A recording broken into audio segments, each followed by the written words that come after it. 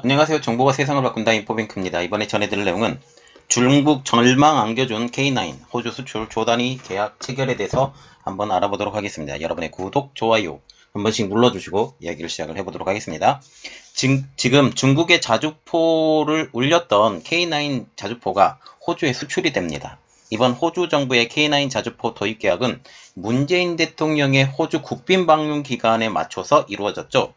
문재인 대통령이 13일 스콧 모리슨 호주 총리와의 정상회담에서 방산 물자 협력 양해가 쓰인 MOU를 체결을 하고 호주에 한국의 K9 자주포를 수출하기로 했습니다. K9 자주포가 한국 정부의 승인을 받아야 되는 이유는 K9 자주포가 한국 국방과학연구소 ADD의 합작으로 만들어졌기 때문이죠. 그래서 이 한국의 정부의 승인이 반드시 필요한 상황이죠. 체결식에는 문 대통령과 모리슨 총리가 배석한 가운데 강은호 방위산업청장과 토니 프레이저 호주 획득관리단 청장이 대표로 서명을 했습니다. 그래서 우리가 정말 이번에 알아볼 내용 중국 올리는 K9 호주 수출 조단위 계약 체결입니다. 국산의 K9 자주포의 1조 원대 호주 수출이 계약이 성사가 되면서 이 K9 자주포가 이제 세계 한국을 포함한 8개국에서 운영되는 자주포 시장이 되었다는 사실이죠. 13일 방위사업청과 호주 국방부 획득관리단이 13일 하나디펜스 호주법인과 K9 자주포 획득에 대한 계약을 또한 체결을 했습니다. 이에 따라서 호주는 우리나라를 포함해서 전 세계에서 8번째로 K9 자주포를 운영하는 나라가 됐죠. K9 자주포는 국방과학연구소인 ADD와 하나디펜스, 옛날에는 삼성테크인이었는데 이름이 바뀌어서 하나디펜스 등이 설계 단계부터 국내 기술로 개발이 된 우리 육군의 주요 무기 체제입니다. 155mm 구경에 약 8mm 길이의 포신에서 발사되는 포탄의 탄거리는 40km. 자동화된 사격 통제 장치를 탑재를 해서 급속 발사 시 15초 이내에 초탄 3발이 발사될 수 있으며 3분간 분당 6에서 8발, 1시간 동안 지속적으로 사격할 경우 분당 2에서 3발이 사격이 가능합니다. 그래서 굉장히 빠르게 발사가 되는 거죠. 지난 2001년 터키를 시작으로 해서 폴란드, 인도, 핀란드, 노르웨이, 에스토니아 등의 600여 문이 수출이 됐으며 근본 호주와의 계약으로 K9 자주포의 수출 국가는 7개 국가로 늘게 되었습니다. 호주 정부는 육군 현대화의 노력의 일환으로 랜드 8116 자주포 도입 사업을 추진해 왔으며 2020년 9월 하나디펜스의 K9 자주포를 단독 후보 기종으로 선정한 후에 최종 협상을 진행해 왔죠. 계약 체결에 따라서 하나디펜스는 호주 육군의 K9 자주포 30문 그리고 K10 탄약 운반 장갑차 15대를 번들로 공급하게 됩니다. 호주 당국은 이번 랜드 8116 자주포 도입 사업을 위해서 우리 돈으로 약 1조 원 규모의 예산을 편성한 것으로 알려지고 있죠. 그러면 이번에 호주의 K9 자주포의 계약이 어떤 의미를 갖고 있느냐에 대해서 조금 자세히 알아보도록 하겠습니다. 이번 K9의 호주의 진출은 파이브 아이즈 국가로서는 처음으로 수출되는 것이며 아시아 국가 중 처음으로 주요 무기 수출을 호주에 수출하는 사례가 되고 있죠. 특별히 이 호주라는 그 지정학적 위치 때문에 전 세계적으로 이 호주를 호시탐탐 노리고 있어요. 그래서 미국이 쿼드 그리고 오커스 이 군사동맹체를 같이 운영을 하고 여기에 파이브 아이즈까지 운영을 하면서 세 갈래 길로 미국이 지금 호주와 연합을 해가고 있고 호주는 중국 때리기에 아주 선두주자로 나서고 있는 상황이죠.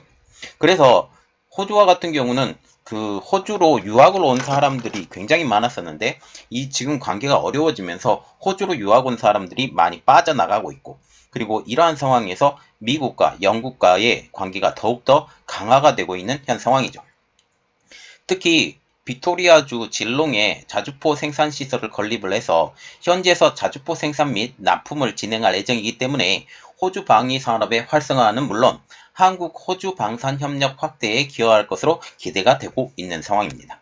호주 육군이 운영할 K9 자주포는 덩치가 큰 개미라는 뜻의 헌츠맨으로 명칭이 지어졌으며 기존 K9 자주포 대비 방어력과 감시 정찰 능력이 한층 강화된 제품으로 납품될 예정입니다. 지금 K9 자주포와 같은 경우는 1세대를 지나서 2세대를 지금 개발하고 있는 중이며 2세대의 일부 기능이 이번 호주 육군에 제공될 기술로 지금 알려지고 있죠. 하나디펜스는 지난 2001년 터키와 기술 이전을 통한 현지 생산 방식으로 그 공급 계약을 맺은 데 시작을 해서 폴란드, 인도, 핀란드, 노르웨이, 에스토니아 등 총 6개국과 수출 계약을 맺었습니다. 그래서 터키와 같은 경우는 자기 스스로 지금 만들고 있고 이것은 1세대이고 이제 2세대로 넘어가고 있는데 지금 2세대와 같은 경우는 수년 내에 이 기술을 완성을 시킬 지금 예정이라는 것이죠. 그리고 3세대와 같은 경우는 2030년대에 이 3세대 기술을 만들기로 지금 예정을 하고 지금 기술 개발에 진행 중입니다.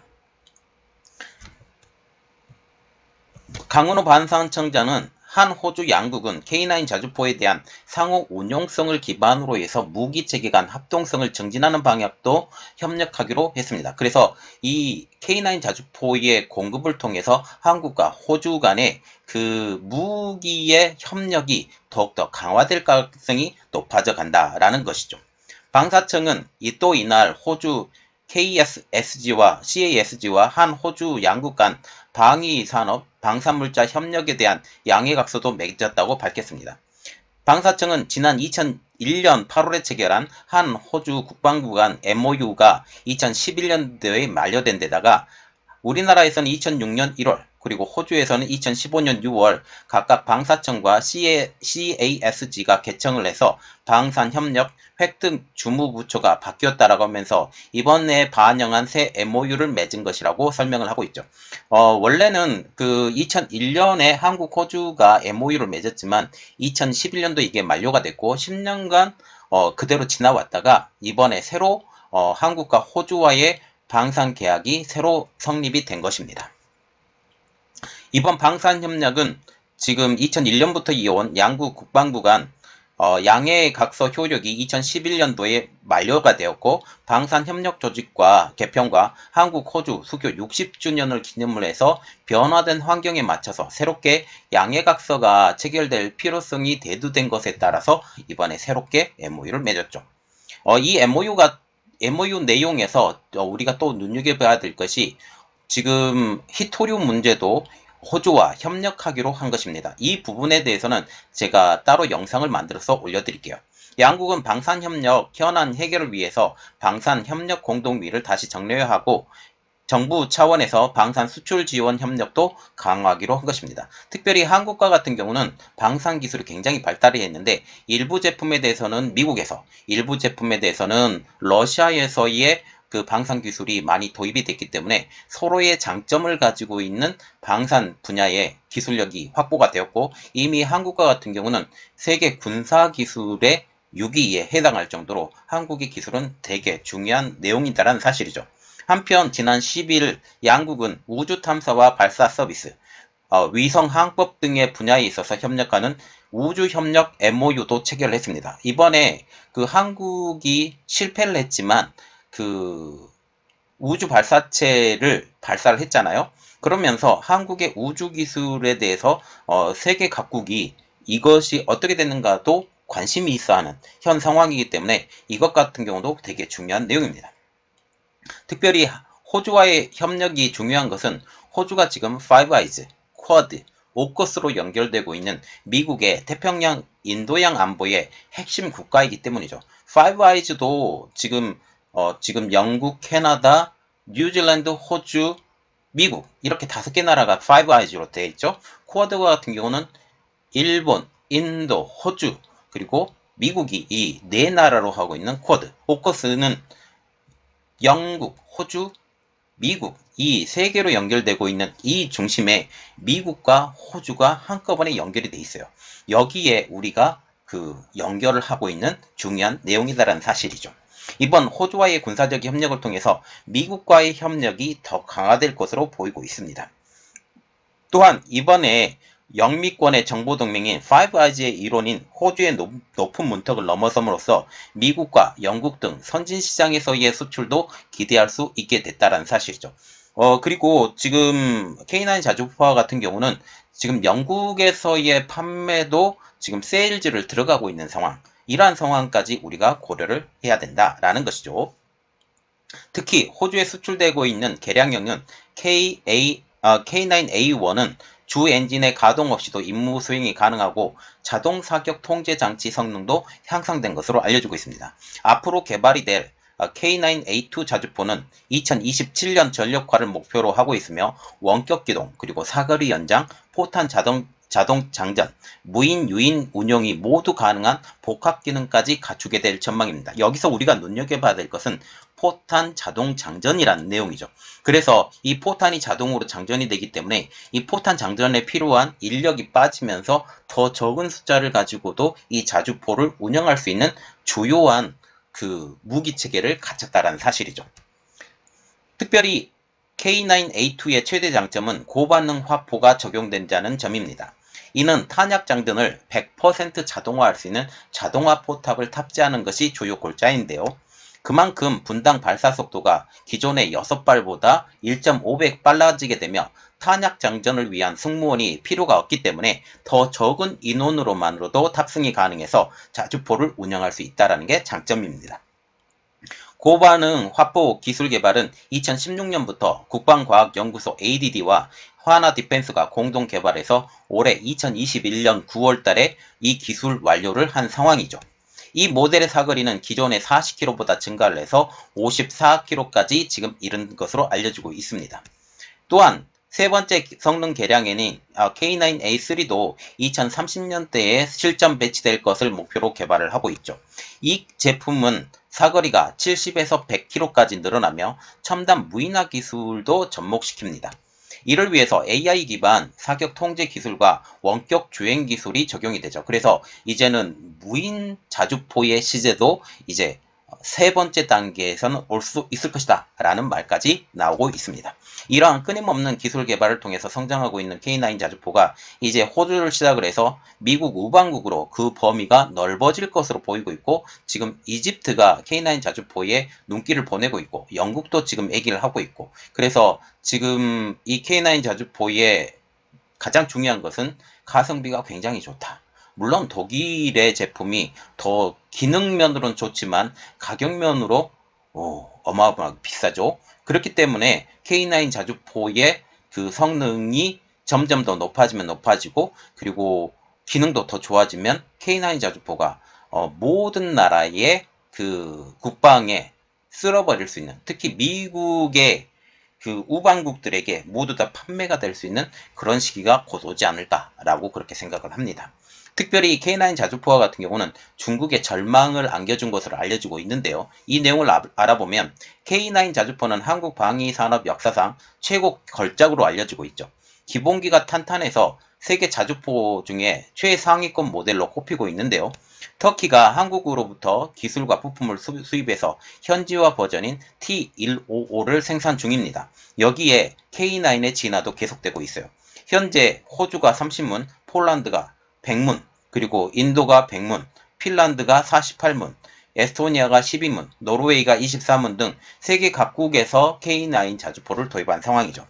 최근 100문을 저력화한 인도의 반응이 특히 좋은데요. 인도 정부는 K9을 분쟁 가능성이 높은 인도, 중국 국경 지역에 전진 배치하고 있습니다. 인도 군사 전문가와 국민은 무력 충돌 시 K9이 중국 인민해방군을 격파할 것이라고 기대하고 있는데요. 이미 한국의 K9 자주포가 중국 자주포에 절망을 안겨주었기 때문입니다. 인도 파키스탄 분쟁에서 한국의 K9이 중국의 자주포를 망신을 주었기 때문이죠. 실전에서 K9이 성능을 과시한 것은 2019년 카슈미르를 둘러싼 인도 파키스탄 간 전쟁 때였습니다. 파키스탄군은 중국산 SH-1 150mm 자주포 36문으로 공격을 했죠. 인도군은 2017년도에 도입하고 2019년도에 실전 배치한 K9 10문으로 이 36문을 맞섰습니다. 단순 수량비로 볼 때 3.6대 1이라는 불리한 전력에서도 K9은 목표 사격 지점을 정확히 타격한 반면에 SH-1은 표적을 타격하지 못했죠. 자주포 대리전에서 한국산이 중국산의 완승을 거둔 것입니다.